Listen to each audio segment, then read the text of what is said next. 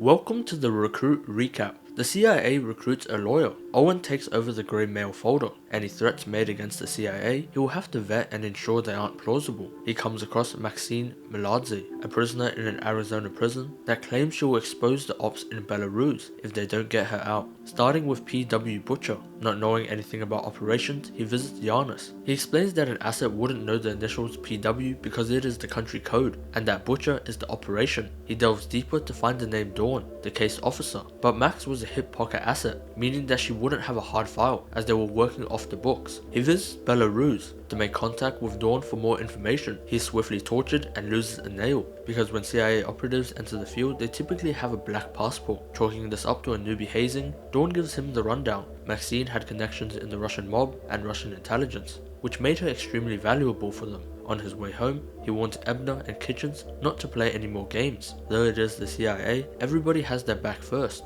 meaning if they could advance their career by burning someone else's, they would. Nyland, his boss and general counsel, sends him to meet with Maxine. She was imprisoned for killing a trucker. Police believe they were criminal dealings because of their cash amounts. She gives him the handler's name, not Bob, a major CO and the current chief of staff to the president. Unable to trust Maxine and not knowing what she could expose of the CIA, he looks into logged files of her, more specifically any misspellings of her name, because whoever wanted to hide her name cleared the entire database of her. On one file, he is pointed to Xander Goy, the case officer in Vienna. He flies over to have a chat, concluding that Xander knew Max, but when they were extracted, Max became the handler of the assets. She would know every spy and cover name across Belarus and Russia. Getting into his cab, he phones Maxine, now knowing the full knowledge of her threat, but they still need each other. So Max warns him to flee the cab, as this knowledge could get him assassinated, and she is right, he barely makes it out alive. His next plan of action is to get Max out of prison. Max is getting targeted for the money she took from the trucker. The Aquino cartel decides to leave her alone once they retrieve the money. Owen lives with his ex-girlfriend Hannah, who he still has feelings for. They met studying law together, and he made her implicit in theft,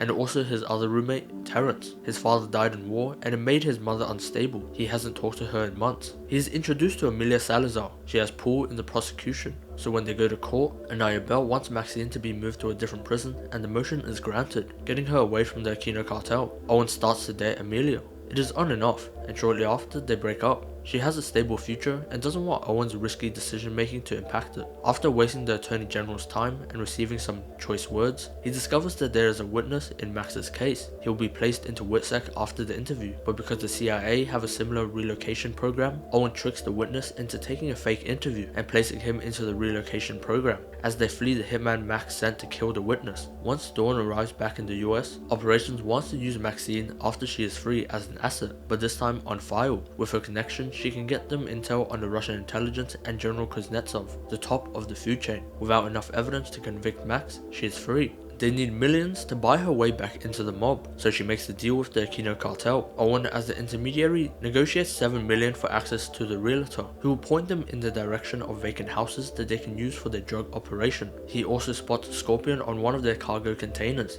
Giannis recognized this because the entire time he was stressed about the operation selling missiles, and they had sold it to the cartel. He worries that if journalists find out, the headline will be CIA was selling missiles to terrorists and all their lives will be over, including Owen, because he will have to testify in front of Congress why he was on a train with the cartel. Making only a portion of the money Max needs to buy her way back into the mob is off the books, because most of it is illegal. They stay at a hotel for the night, and Max fails to seduce Owen. They play truth for truth. He learns that Maxine had a daughter and killed her husband to become a big player in the Russian mob. When Dawn found out about this, she was forced to work for the CIA. They bring her in to become formally assessed and brought on as an asset. The Russian mafia has changed since she was gone. They will have to pay Lev Orlova, the gatekeeper who will allow her back into the mob, and probably kill Nishka, a Russian enforcer for the mob who hates her. She aces her test and becomes an asset. Lawyers would typically be taken off, but because Dawn tries to burn Owen and take him off the case, saying that he was compromised, getting a hotel with Maxine, he passes his polygraph test and is allowed to stay on. Nyland doesn't trust Dawn either and wants Owen to stay on, so he is flown to Geneva. As a backup, Ebner and Kitchens are flown there too, to spy on them and ensure if anything goes wrong, the agency won't be blamed. Max tells Owen to compromise on Dawn and Xander, to ensure that if Dawn kills her, they'll kill him too. Dawn was creating fake high-profile CIA assets and pocketing the money. Xander slept with a Russian mob boss's wife, and Kirill, the Russian mobster, placed the bounty out for the information on who it was. At Geneva, Xander Goyle will be their supporting CO until they reach the base with Dawn. They go around town, and Owen's cover is that he is Maxine's boy toy. The town is infested with mafiosos. As they spend their first night together, Max takes care of a spy, and tired from the trip and mission, Owen gives in and they perform exhausting activities. The next day, they prepare to retrieve the rest of the money through Max's sanctioned accounts. Linus, a banker that is dating Terrence, agrees to unfreeze the accounts for 1 hour, but when they hit the bank teller explains that the accounts are sanctioned because they never converted the 1 hour to Geneva time zone. He calls everyone back home, but they are all still asleep, except Hannah. She rushes over, but there is nothing Linus can do now that the bank has been notified. Their last resort is to extort the teller and force him to open a safety deposit box. Max collects an envelope and convinces Owen to ditch the spies that have been watching them the entire time. He also steals a notebook from her. They head to Kirill and give him information on Xander, that he slept with Kirill's wife. He sends the bounty to Lev to arrange a meeting in the future where she can get back into the mob. When they return to the hotel, they find that Xander has already been killed by Nishka, and they hightail it to a bus and ditch their phone so they can't be tracked. Meanwhile, back home, Hannah and Terrence are worried about Owen. They book a flight to Geneva to try and save him. They run into Xander's corpse and are horrified. They go by the US Embassy and are questioned by Ebner to try and extract information on if Owen has been leaking CIA confidential information, which could get him fired. They go nowhere with this conversation because Owen is still missing. They head back to their hotel rooms where Hannah's mother has booked them tickets back to the US, but Hannah isn't ready to leave yet, so Terrence heads off alone. On the bus, they steal a nun's phone. Owen uses it to send photos of the notebook with Russian spy tactics to Giannis. Giannis plants these in a warehouse, so if the press find out about the missiles, they can blame the Russians, and they finally arrive at the warehouse, greeted by another torturing session to figure out if they have been compromised or not. Maxine knows Dawn won't expose that she basically got Xander killed, because if she has a failed op on her resume, she will never make Moscow station chief, so they continue the op from there. Confirming that Xander's death was unrelated to their mission, it is back on.